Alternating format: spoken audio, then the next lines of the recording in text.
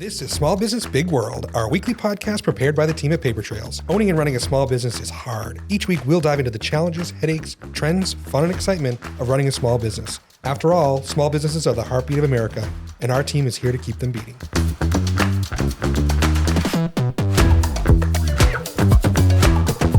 The following is not considered legal advice or counsel. Please seek legal advice prior to making any decisions. Securities and investment advisory services offered through Osaic Wealth, Inc. member FINRA, SIPC. Osaic Wealth is separately owned, and other entities and/or marketing names, products or services referenced here are independent of Osaic Wealth. Insurance offered through BGA Retirement Advisors. Welcome to Small Business Big World, our weekly podcast where we talk about all things small business. So today, my guest is Josh Chase from BGA Financial. Welcome.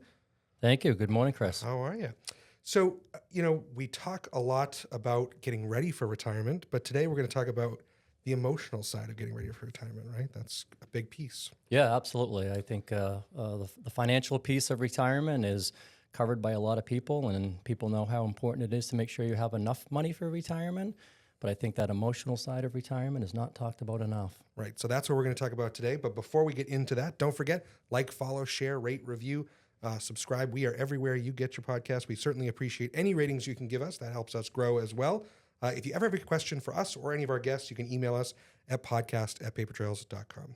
So let's talk, let's start from the beginning, the financial piece of that, right? We all, since we first got our jobs, even sometimes before that, we're taught, start saving early for retirement, right? You're a financial advisor. What are you working with clients on that financial piece in that realm? Yeah, so you're right. People, talk about saving money from the first nickel you earn when you're however old you are. People are regularly talking to you about the importance of saving money for the future. And people, when they're closer to retirement, it's easy to think about retirement because you can almost see it there. It's difficult to talk to someone in their teens, 20s, 30s, even 40s about retirement, but it's important, and saving for retirement is important. And that's something I regularly do with folks, help them understand the importance of saving for that point of retirement. And it's funny, I often get questions from people. They say, hey, Josh, when can I retire?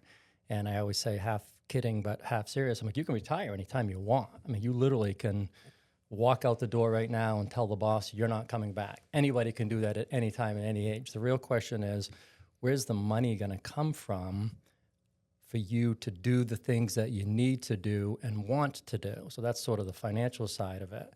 But the things, obviously, you need money to do those things that you need to do. You got to pay your bills, put food on the table. But what about the things you want to do? That's obviously sometimes money's important for that, but that's when you start talking into the emotional side of things. What is it that you do want to do in retirement? Right. We work with a lot of small businesses, as you do, and one of our clients last year came to us, approaching the retirement age. Blue collar. He's auto mechanic, runs a great business. And he's like, gosh, I really didn't start thinking about, I just thought I was going to work forever, right? In my late 50s. And, now I need some help. I need to talk to somebody about, the financial piece of it. Because, a lot of small business owners also think, gosh, my business is my retirement. Right. In one way, whether I'm going to work forever or I'm going to sell it or whatever. How do you see a lot of clients like that too, that are behind the eight ball or, getting ready for, or don't think about it till it's too late, right? Yeah, absolutely. And you hit the nail on the head with small businesses, and any small business owner knows this. They often put their life into that small business. And sometimes, either appropriately or inappropriately, they might think, this is my retirement. I'm going to cash out or cash in, however you want to say it, someday, and that's going to be what it is, how I'm going to fund my retirement, or I'm going to do this forever, right? That's often what people think. But I think those, and also when you talk about like the identity, what's somebody's identity? I see a lot of people struggle when they retire, when they stop working. They're trying to find what it is that their purpose is moving forward. And a lot of people have work or their careers as their identity. That's who you are. I mean, think about any time you go to like a cocktail party or a networking event. What's the first thing you ask someone? What do you do? It's not who are you, it's what do you do? It's like, oh, I'm an engineer, I'm an architect, I'm a doctor, It'd I'm be a great teacher. if you had something exciting other than, hey, I do payroll, right? Right. Finding that purpose, Yeah. right? That's the whole idea. Yeah, but so right or wrong, that's often people's identity. And small business owners who probably, I don't want to say necessarily more than others, but that's really, that's been a passion for them for their entire lives. So to be able to just sort of walk away from that, I think is really difficult emotionally for folks. You know what I mean? Oh, absolutely. And we talked earlier just kind of about the different stages of life, and that's really interesting to me because I never thought about it that way. But what are you seeing as you're working with clients and through their stages of the emotional point of life, right? Yeah, yeah. So if you think about life in different phases, it's most of it's scripted. When somebody's born up until I don't know age 18, 20, it's very scripted life. It's okay. You're a child. You learn how to walk and talk and eat. You go to school because you're supposed to. When you go to high school and maybe prepare for college, and it's pretty scripted. Everybody knows sort of intuitively what it is that you're supposed to do. People sort of know how to raise kids. And then when you get in your 20s and 30s, it's like, okay, now I'm learning how to be an adult. Maybe you go to college, maybe you buy a house, get your first job, and say, okay, now I know what I'm supposed to do. And then it's very scripted. And then maybe you get married and you have kids and you build your career, and it's okay, that's very scripted. But the final phase, whatever you want to call it, however you want to look at it, which is sort of post-career, post-kids, empty nester. Now it's like, okay, what do I do? I've retired. There's no handbook on how to live during your retirement years, what it is you're supposed to do, what it is that your purpose is, what brings you joy. And I see a lot of people struggle with that. Yeah. And so I know you spend a lot of time thinking about that. What are you doing to help your clients as you're working with them over the years, right? Through the different phases of life? How are you helping them, through that, coaching them and so forth? Yeah, so obviously the financial side of things is important, making sure you reduce your debt and save appropriately in the different buckets, however that might work for each individual. But it's also just when folks look forward to retirement, when you see that whether it's 5, 15, 20 years ahead, start thinking about other things. What things beyond your career or your family bring you joy that you like to do, or that you spend time with, and especially with couples, Chris, I see. I often have people come sit down with me, and I'll ask like a basic question, like, hey, what do what do the two of you want to do in retirement? And I'll hear completely different answers. People have been married 20, 30, 40 years, and they sort of look at each other like, really? I didn't know you wanted to do that. And, not that I'm a counselor or anything. I'm like, hey, maybe the two of you might want to sort of talk about what it is that you want to do in retirement and have like an idea well in advance of getting to that point. So from the financial side of things, sometimes I've had people sit down with me and they say, okay, Josh, I'm 64 and a half years old and I'm going to retire in 6 months at 66. Here's my stuff. What can we do? And sometimes I'll do calculations and I'll look, and my inside voice says, well, you need to get in a time machine and go back 10 or 15 years and we'll start this conversation over again, because what it is that you want to do and the amount of money you have is not aligned. So from a financial standpoint, I tell people you really need to start thinking about this stuff in advance of that point of retirement. From a non-financial standpoint, it's the same thing. It's like, okay, what do you think that you want to do? And if you're single, fine. If you're a couple, fine. But figure out those things that you want to do and how you might approach that in retirement to bring you that sort of purpose beyond what it was during your working years. Are you seeing people slow down or semi-retire or take a minute to say, gosh, I really enjoy X, right? This is my true passion, before they retire? You seeing people? I mean, I'm a long ways for retirement, so I haven't started thinking about that, but so I'm trying to get myself ready, right? Gosh, I got a few more years, but how are people getting themselves emotionally prepared? I know you're really big on supporting those clients, so how are people doing that? I don't see it enough, and that's why I enjoy actually talking about this and talking with folks. And I think people focus a lot on the financial side of retirement, which is an important thing to do. But I think I'm not seeing people do enough, talking enough about that, Chris, unfortunately. So, again, going back to what I was saying, I just think people need to think about the emotional side of it, need to think about what brings them happiness, and just have those conversations, whether it's with an advisor, friend, neighbors, their spouse, whoever, just to sort of identify how emotionally you can approach retirement successfully. So another piece of the emotions, and I mean, I have this emotion at 35 years old, is I'm not going to have enough to retire, right? That's something that I know my father, who's much closer to retirement than I am, I don't have enough to retire, right? He does, and I will, and we'll all be fine, and we'll figure it all out. But how are people managing that emotion and kind of going through that phase of it? And are you saying, well, gosh, here's the plan, right? This is what we can project out. We can't predict the future, but we think you're going to be fine, or you need to change your strategy, right?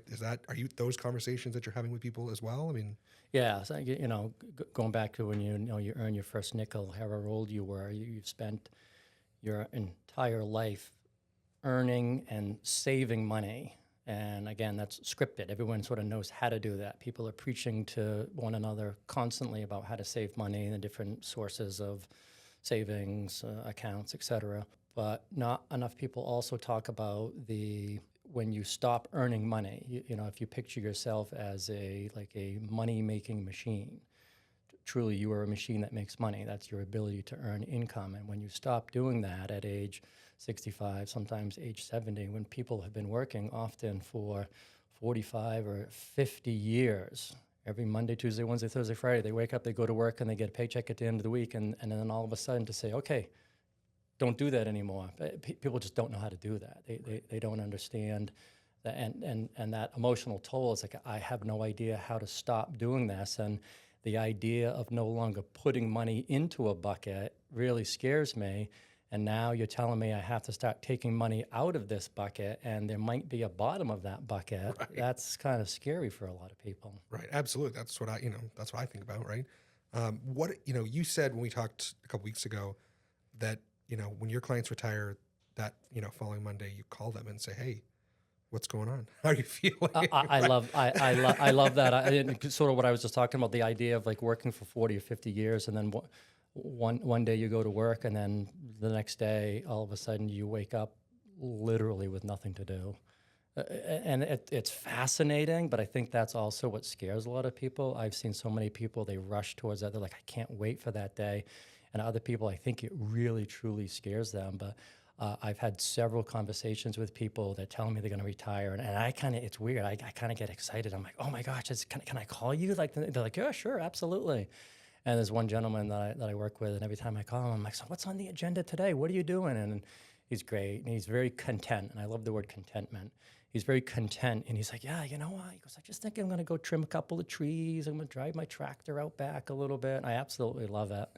And I read years ago, this was a really interesting story. There was some editor or something in a big newspaper out west in California or something like that, and so his identity was working for this newspaper for 30 or 40 years. That's what he did his entire life. And he said the greatest and the worst day of his life was when he woke up the day after retirement and went to his doorstep, and the newspaper was there. And what he said was, he realized, he's like, wait a second, they're going to do just fine without me. And he thought, I'm this big shot, and I helped build this newspaper, and they can't operate without me. And then the next day, the newspaper showed up, and he's like, wow.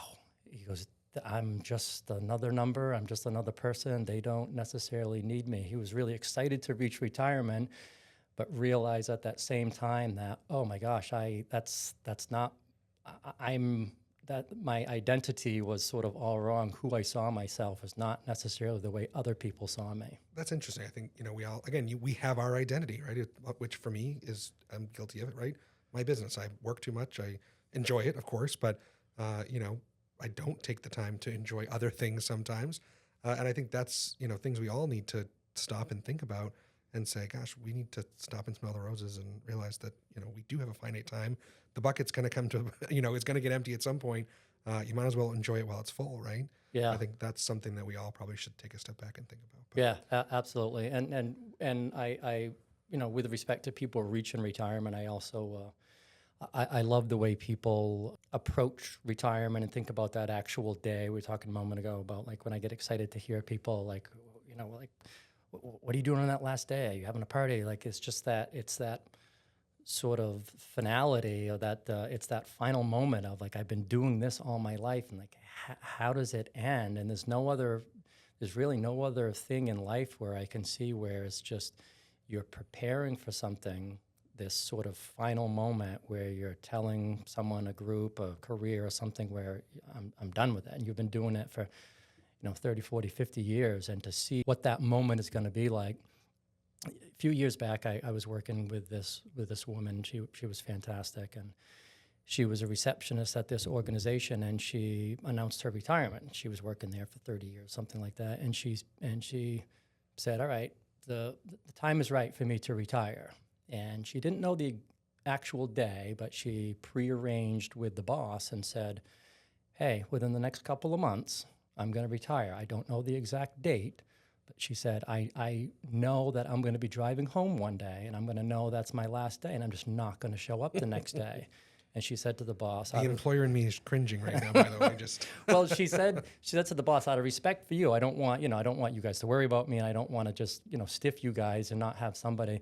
And the boss said, I 100% understand. You do what you need to do. We'll be prepared for whenever that day is.